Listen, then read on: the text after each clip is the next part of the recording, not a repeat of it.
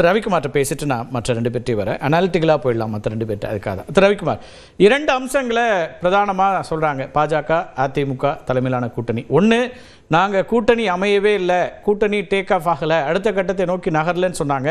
இன்றைக்கு நாங்கள் ஒரு வலுவான கூட்டணி அமைத்து அத்தனை பேரும் ஒன்றாக இணைந்து நின்றுக்கிறோம். அதே நேரத்தில் எதிரில் இருக்கக்கூடிய திமுக கூட்டணி இப்போது இருக்க கூட்டணியே நீடிக்குமா அப்படிங்கிற கேள்வி இருக்கிறது. அது இன்னும் முரண்பட்டு நிற்குது அப்படின்றாங்க. ரெண்டாவது, பிரதமர் இன்னைக்கு மிகப்பெரிய அளவுக்கான விமர்சனங்களை ஆட்சியின் மீது முன்வைத்து சிஎம்சி அந்த வார்த்தைகளை சொல்லி அதற்கான விளக்கங்கள்லாம் சொல்லி வராங்க. அப்படிங்கிறத எப்படி பார்க்குறீங்க?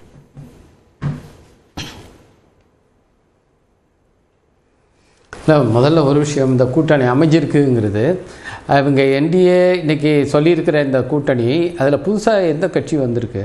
இப்போ அதிமுக என்பது அமமுகன்னு உடஞ்சி அது உள்ளார வந்திருக்கு அப்படின்னு சொல்லி அது ஏதோ புதுசாக ஒரு கட்சி வந்த மாதிரி இவங்க சொல்லிக்கிறாங்க. ஏற்கனவே போன இப்போ நாடாளுமன்ற தேர்தலில் அமமுக அவங்க கூட தான் இருந்தது, பாஜக கூட தான் இருந்தது.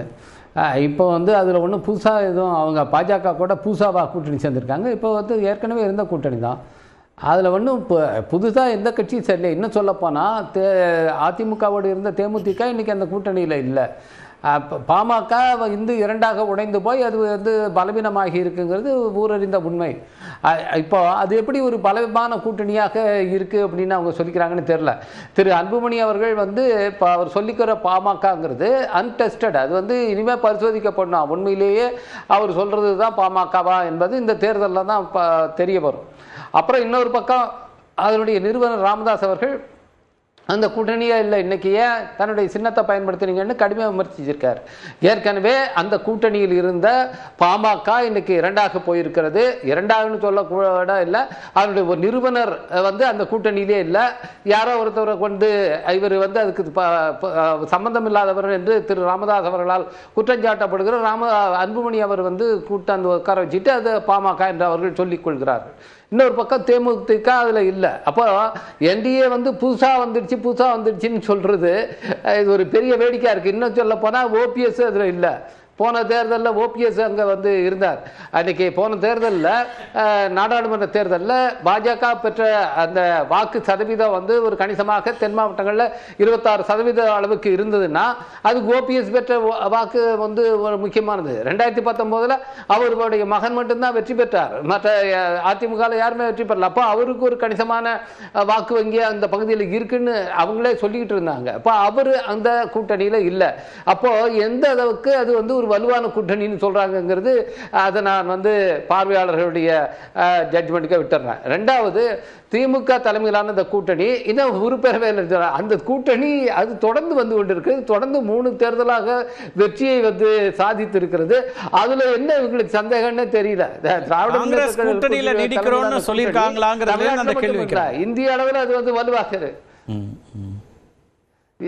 இல்லை. காங்கிரஸ் வேற ஏதாவது நாங்கள் கூட்டணி இல்லைன்னு ஏதாவது சொல்லியிருக்காங்களா? அது கேட்கணும்ல. கூட்டணியில் இல்லை என்று அவங்க ஏதாவது சொல்லியிருக்காங்களா? அவங்க இந்த கூட்டணியில் தான் இருக்கிறாங்க, இதோட தான் பேச்சுவார்த்தை நடத்திட்டு இருக்காங்க. இதில் கூட்டணியில் இல்லாமல் பேச்சுவார்த்தை எப்படி நடத்துவாங்க?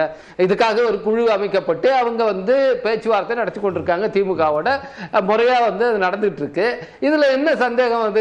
காங்கிரஸ் இருக்காங்களா இல்லையான்னா அப்புறம் இல்லாமல் எங்கே இருக்கிறாங்க? கூட்டணி வலுவாக காங்கிரஸ் இருக்குதா இல்லையாங்கிறதுக்கு ஐயம் எங்க எழுதுனா, தமிழ்நாட்டினுடைய பொறுப்பாளராக வந்திருக்கிற கிரீஷ் சோடங்கர் 5 கேள்வி பத்திரிகையாளர்கள் வைக்கிறாங்க. 5 கேள்விகளுக்குமே இல்லை என்றும் மறுக்கவும் இல்லை, ஆமாம் என்று சொல்லவும் இல்லை. சரி, அப்போ காங்கிரஸ் எந்த நிலைப்பாட்டில் இருக்கிறது இந்த தேர்தலை சந்திப்பதற்கு உண்டான ஒரு ஐயமே அங்க எழுகிறது. அதுதான் நம்ம இந்த கூட்டணி இன்டாக்டா இருக்குதா இல்லையா சந்தேகம். ரவிக்குமார், எஸ். இல்லை, நீங்கள் உங்களுடைய ஆறுதலுக்கு நீங்கள் எதிரில் கூட்டணி அமையல, காங்கிரஸ் அங்கே இல்லை அப்படின்னு நீங்கள் அவங்கள பலவீனம்னு சொல்லி காட்டி நீங்கள் பலமாக இருப்பது போல ஒரு தோற்றத்தை உண்டு பண்ணி விரும்புறீங்க. அது உங்களுடைய விருப்பம், அது உங்களுடைய கனவு, அதை பற்றி உங்களுடைய கற்பனை, அதை உங்களுக்கு விட்டுறேன். அடுத்தது இந்த ட்ரக் அபியூஸ் பற்றி இவங்க தொடர்ந்து சொல்லிகிட்டே இருக்காங்க. இது ரொம்ப வேடிக்கையாக இருக்கு. அதாவது இந்திய அரசாங்க ஒன்றிய அரசுடைய சமூக நீதித்துறை அவர்கள் 2019 முதல்ல ஒரு ரிப்போர்ட் வெளியிட்டாங்க. அந்த ரிப்போர்ட் வந்து ஒவ்வொரு மாநிலத்திலையும் எவ்வளவு ட்ரக் யூசர்ஸ் இருக்காங்கன்னு. அதுல முதல்ல இடம்பெற்றிருக்கிறது வந்து சத்தீஸ்கர்.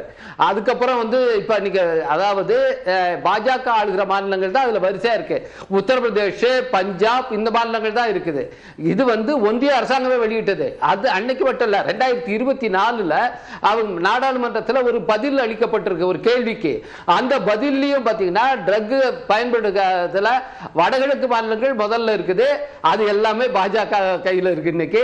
அடுத்தது அஸ்ஸாம் இருக்கு, அடுத்தது திரும்பவும் சத்தீஸ்கர் இருக்கு. அதே மாதிரி ரூரல் யூசேஜ்ல ட்ரக் யூசேஜ் அது நம்பர் 1 கோவா, அது பாஜக ஆளுகிற மாநிலம். அதே போல வந்து உத்தரப்பிரதேஷ், அதுதான் அதிகமா ட்ரக் யூசேஜ் இருக்கிற மாநிலம். அதே மாதிரி அதாவது நீங்க மதுவாக இருந்தாலும் சரி, போதைப் பொருளாக இருந்தாலும் சரி, இந்த யூசேஜ்ல முன்னணியில இந்தியாவில முன்னணியில இருக்கிற மாநிலங்கள் என்று ஒன்றிய அரசாங்கமே கொடுத்த தகவல்கள். நான் உங்களுக்கு இப்ப யாருக்கு வேணும்னாலும் நான் உடனே அனுப்புறேன். அந்த தகவல்கள் வந்து பாத்தீங்கன்னா பாஜக மாநிலங்கள் தான். 2024 வரைக்கும் செப்டம்பர் வரைக்குமான புள்ளி விவரங்கள் கொடுக்கப்பட்டிருக்கு. அதுல மாநில வாரியா வழக்கு எவ்வளவு பதிவு செய்யப்பட்டது, எவ்வளவு பேருக்கு அரெஸ்ட் பண்ணப்பட்டாங்க. அந்த வழக்குல பாத்தீங்கன்னா தமிழ்நாட்டில் 41 வழக்குகள் தான். ஆனா உத்தரப்பிரதேசத்துல பல்லாயிரக்கணக்கான வழக்குகள், மத்திய பிரதேசத்துல பல்லாயிரக்கணக்கான வழக்குகள், மகாராஷ்டிராவில் பல்லாயிரக்கணக்கான வழக்குகள். அதுக்கப்புறம் நீங்க ட்ரக் வந்து எங்க பிடிபட்டது, அதுவும் பாத்தீங்கன்னா பாஜக ஆளுகிற மாநிலங்கள்ல தான் அதிகமாக பிடிபட்டு இருக்கிறது. எனவே இது வந்து தமிழ்நாட்டில் போதைப் பொருள் நடமாட்டம் இருக்கு, போதைப் பொருள் நடமாட்டம் இருக்குன்னா அப்போ இவங்க தான் ஏதோ நடமாட்டத்தை பக்கத்திலே பாக்குறாங்கன்னா அப்ப இவங்களுக்கு அதுக்கு சம்பந்தம் இருக்குதான்னு தான் நமக்கு கேள்வி எழுகிறது. எனவே ஒரு இல்லாத ஒரு விஷயத்தை இவங்க தொடர்ந்து சொல்லிக்கிட்டு இருக்காங்க. இது தவறானது. அது திரு மோடி அவர்கள் சொன்ன இந்த விஷயம் இருக்கு பாருங்க, இந்த கரப்ஷன் மாஃபியா, இந்த கிரைம் அப்படிங்கிறது, அது பெண்களுக்கு பாதுகாப்புக்கு என்டிஏ வந்தா பாதுகாப்புன்னு சொல்றாரு. இன்னைக்கு பாஜக காரங்கள்ட்ட இருந்து பெண்களை பாதுகாக்க வேண்டிய நிலைமையில் தான் இன்னைக்கு இந்தியாவுடைய பல மாநிலங்கள் இருக்கு. நீங்க வந்து தின செய்திகள் அதுல வந்துட்டு இருக்கு. தமிழ்நாட்டிலே அது விதிவிலக்கல்ல. இப்படியான நிலையில பெண்களுக்கு என்டிஏ கவர்மெண்ட் வந்தா பாதுகாப்பு வந்துடும் சொல்றது மாதிரி ஒரு நகைச்சுவை எதுவுமே கிடையாது.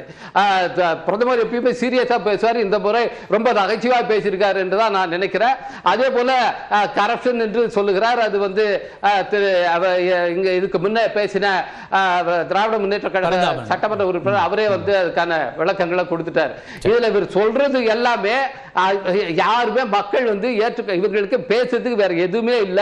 இன்னைக்கு பிரைம் மினிஸ்டர் வந்து இந்த மாநிலத்துக்கு நாங்க என்டிஏ கவர்மெண்ட் வந்தா இதை செய்வோம் என்று சொல்லுவதற்கு ஏதாவது இது இருக்கா அவங்களுக்கு? இன்னைக்கு நீங்க பட்ஜெட் வரப்போகுதுங்க 1ஆம் தேதி, இன்னும் சில நாட்கள் தான் இருக்கு. 1ஆம் தேதி பட்ஜெட்ல நீங்க பார்க்க போறீங்க. தமிழ்நாட்டுக்கு ஒரு திட்டம் கூட உங்களால அறிவிக்க போறோம் அப்படி சொல்றதுக்கு இவங்களுக்கு அருகதை இருக்கிறதா? அந்த தைரியம் இருக்கிறதா? இந்திய அரசாங்கத்துல நிதி அதிகமா ஒதுக்கி இருக்கோம்னு சொல்லியிருக்காரு. ஆண்டுகளாக மோடி அரசாங்கம் தமிழ்நாட்டை வஞ்சித்துக் கொண்டிருக்கிறார். அதுதான் எங்க நிதியை 4500 கோடி ரூபாய் சமகர சிக்ஷாவுக்கு வரல. போன ஆண்டுக்கான திட்டத்தை ஒழிச்சிட்டாங்க, அதுக்கே ஒதுக்கீடு செய்யல. எனவே ஒட்டுமொத்தமாக தமிழர்களுக்கு துரோகம் செய்கிற ஒரு கூட்டணி தான் இந்த என்டிஏ கூட்டணி. இன்றைக்கு பிரதமருடைய பேச்சு அதைத்தான் காட்டுகிறது. நாங்க வந்தா திருப்பி அதை தான் செய்ய போறோம் என்பதை தான் அவர் மறைமுகமாக சொல்லி இருக்கார். முதல் கட்ட கருத்தை எடுத்துக்கிறேன்.